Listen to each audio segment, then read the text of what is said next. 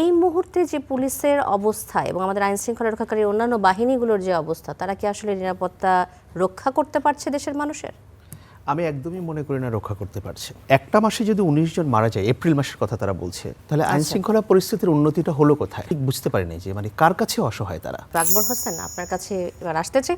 আমরা রিপোর্টটি থেকে যে জিনিসটা দেখলাম যে অন্তর্বর্তী সরকারের সময়ে এই অস্থির অবস্থাটা বেশি বেড়ে গেছে এমন কথাই বলা হচ্ছে, এবং আমরা দেখেছি যে ছাত্র জনতার অভ্যুত্থানের 1 মাসের মাথায় 6 শীর্ষ সন্ত্রাসী সহ অন্তত 21 দুর্ধর্ষ অপরাধী জামিনে মুক্তি পায়। আগের সরকারের সময়ে পুলিশ বাহিনীকে নিজেদের কাজে লাগানোর একটা দোষারোপ করা হতো, এবং পরবর্তীতে আমরা পুলিশকে অত শক্ত হতে দেখি নাই, অত স্ট্রং পজিশনেও যেতে দেখলাম না।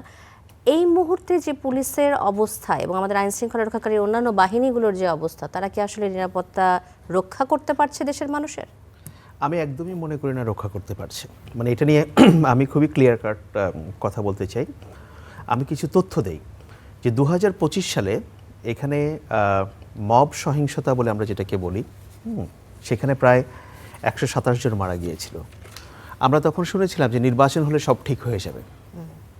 কেন সেটা ঘটছে? কারণ যেহেতু পলিটিক্যাল গভর্নমেন্ট নাই। শুধু এবার যেটা হয়েছে, এখানে এখন দেখতে পাচ্ছি একটা মানবাধিকার সংস্থা, যেটা আজকে বিবিসিও রিপোর্ট করেছে, যে চলতি বছর এই 3 মাসে 88টি ঘটনা ঘটেছে, 88, এবং এর মধ্যে মারা গেছে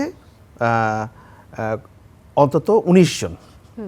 তো আপনি দেখেন, একটা মাসে যদি 19 জন মারা যায়, এপ্রিল মাসের কথা তারা বলছে, তাহলে আইন শৃঙ্খলা পরিস্থিতির উন্নতিটা হলো কোথায়? আমি তো যদি স্ট্যাটের দিকে তাকাই, সেরকম কোনো উন্নতি আমি দেখতে পাচ্ছি না। তারপর আমি এই রিপোর্টের কথা যদি বলি, রিপোর্টে একটা কথা বলা হচ্ছিল যে আইন শৃঙ্খলা বাহিনী অসহায়। এই কথাটার মানে কি আমি ঠিক বুঝতে পারিনি, যে কার কাছে অসহায় তারা? তাদেরকে কি পদক্ষেপ নিতে বাধা দেওয়া হচ্ছে? তারা কি কাজ করতে পারছে না? এই অসহায়তাটা কোথায়, এটা আমাদের বোঝার প্রয়োজন আছে। আর একজন বললেন যে অন্তর্বর্তী সরকার ছেড়ে দেওয়া ঠিক হয়নি, আপনিও বলছেন যে ঠিক হয়নি। অন্তর্বর্তী সরকার ছেড়ে দেওয়া ঠিক হয়নি, ঠিক আছে, যদি তারা জামিন পেয়ে থাকে। এখন কোন প্রেক্ষাপটে জামিন পেল, কি কারণে পেল, সেগুলো তো নির্ণয় করার বিষয় আছে। এখন তো আসলে যাদেরকে জামিন দেওয়া হয়েছে তারা শীর্ষ সন্ত্রাসী হিসেবে তালিকাভুক্ত, এবং তাদের নাম সেভাবেই সবাই জানে। তো তাদেরকে ছেড়ে দেওয়ার উপরে কি আসলে কোন গ্রাউন্ডে তাদেরকে ছেড়ে দেওয়া হলো? সেটা ইনভেস্টিগেশনের বিষয় আছে, সেটা তো আমরা জানছি না। আমরা শুধু শুনছি যে তাদেরকে ছেড়ে দেওয়া হলো। কেন ছাড়লো? তাদের কি সাজার মেয়াদ শেষ হয়ে গিয়েছিল, নাকি তারা কেন জামিন পেল? আদালত তো জামিন দিয়েছে, নিশ্চয়ই কোনো একটা গ্রাউন্ড আছে, সেটা আমরা জানতে চাই। আপনি দেখেন যে এই গভর্নমেন্ট আসার পরে, সরকার আসার কত 3 মাস হয়ে গেল। আপনাদের রিপোর্টটা দেখে আমার অনেক আগে 2012 সালে একটা হিন্দি ফিল্ম দেখছিলাম, যে গ্যাংস অফ ওয়াসিপুর, না? হ্যাঁ, ঠিক আমার ওই কথাটা মনে পড়লো, যে কিভাবে গ্যাংস্টাররা নিজেদের মধ্যে খুনোখুনি করতো আর কি। আপনার রিপোর্টেই আছে, এবং আপনি অন্যান্য জায়গায়ও দেখবেন যে একই ঘটনা, আধিপত্য বিস্তারকে কেন্দ্র করে। কিন্তু আমরা দেখছি কি, বাংলাদেশের স্বরাষ্ট্র মন্ত্রণালয়, বা স্পেসিফিকলি আমি স্বরাষ্ট্রমন্ত্রীর কথাই বলবো, আই এক্সপেক্টেড যে উনি স্বরাষ্ট্রমন্ত্রী হওয়ার পরে কঠোর হবেন, ভালো রোল প্লে করবেন। কিন্তু আনফর্চুনেটলি আমি সেরকম কিছু দেখছি না। উনি স্বরাষ্ট্র মন্ত্রণালয় ছাড়া আর বাকি সব কিছু নিয়ে কথা বলছেন। He is busy with something else. এবং আপনি দেখেন, উনি আসার পরে আমরা ওনার কাছ থেকে কিন্তু শুনি নেই যে কি পদক্ষেপ সরকার নিচ্ছে ল অ্যান্ড অর্ডার কন্টেইন করার জন্য। আমরা গুরুত্বপূর্ণ হয়ে উঠল কি, পুলিশের পোশাক বদল হবে, প্যান্ট বদল হবে, নাকি শার্ট বদল হবে? ক্রমাগত শুধু এই কথা শুনতে পাচ্ছি।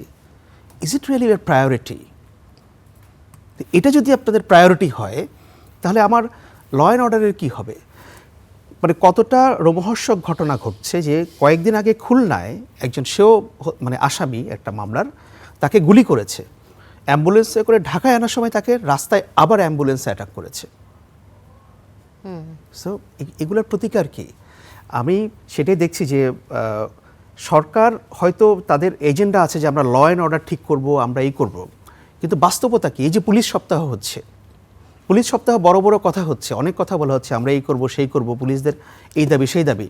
ভাই, 2024-এর গণ অভ্যুত্থান হয়ে গেছে আজকে 2 বছরের বেশি সময়। এখনও যদি আপনি বলেন যে পুলিশ ফোর্সকে আমরা মোবিলাইজ করতে পারছি না, তাহলে তো আমার এখন সিদ্ধান্ত নেওয়ার সময় এসেছে যে এই পুলিশ ফোর্স দিয়ে আমার কাজ হবে কিনা। আর আমরা এটাও জানতে চাই যে পুলিশ ফোর্স যদি দায়িত্ব পালন করতে না পারে, তাদেরকে ব্লক করছে কে? এবং পরিস্থিতি যেদিকে যাচ্ছে, শান্তা, আমার কাছে মনে হয় ইন ভেরি সুন আমাদের একটা অপারেশন ক্লিন হার্টের মতো একটা অপারেশন হয়তো পরিচালনা করা লাগতে পারে, এটা আমি Operation আশঙ্কা Clean করছি। Heart? 2002 সালে জি। 3 সালে যেটা হয়েছিল আপনাদের মনে থাকবে জি, জি। হয়তো, যে সেনাবাহিনীকে দিয়ে পরবর্তীতে এটি নিয়ে আসলে অনেক আলোচনা সমালোচনা সবই যতই জন্ম হয়েছিল। হ্যাঁ হোক, কিন্তু আমার মনে হয় একটা স্পেশাল ড্রাইভ লাগবে। আপনি রেগুলার ল এনফোর্সমেন্ট এজেন্সি দিয়ে আপনি এটা করতে মানে আপনার পারবেন না। মনে হচ্ছে না যে আইন শৃঙ্খলা রক্ষাকারী বাহিনী এখন যে রোল প্লে করছে আমি এটি দিয়ে কোনো লক্ষণ দেখতে নিরাপত্তা আমি কোনো ব্যবস্থা আমি নিয়ন্ত্রণ কোনো করা লক্ষণ সম্ভব? দেখতে পাচ্ছি না। I am very sorry to say, আমি কোনো লক্ষণ দেখতে পাচ্ছি না। ধন্যবাদ।